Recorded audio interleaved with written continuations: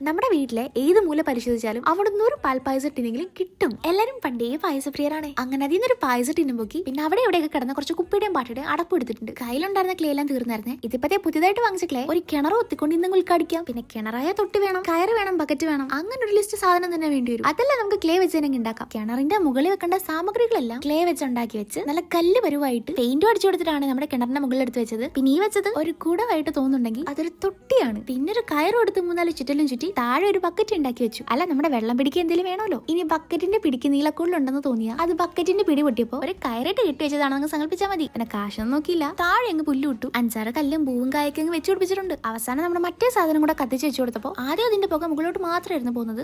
പിന്നെ അത് മുകളിലോട്ടും താഴോട്ടും പോകാൻ തുടങ്ങി. എന്നിട്ടും നമ്മുടെ ബക്കറ്റിന്റെ അപ്പുറത്തോടും ഇപ്പുറത്തോടും പോകുന്നുണ്ടായിരുന്നു. എന്നാൽ ചത്താലും ഞാൻ ബക്കറ്റിലോട്ട് വീഴത്തില്ലെന്നുള്ള വാശിയാണ് തോന്നുന്നു അതിന്. പക്ഷെ കുറച്ചൊന്ന് കഴിഞ്ഞപ്പോഴേക്കും നമ്മുടെ ബക്കറ്റിലങ്ങ് വെള്ളം വീണ് നിറഞ്ഞ് കവിഞ്ഞങ്ങ് ഒഴുകുമായിരുന്നു. അതൊന്ന് കണ്ടപ്പോഴാണ് എനിക്കൊന്ന് സമാധാനമായി. ഇനിയൊന്ന് കണ്ണടയ്ക്കാം.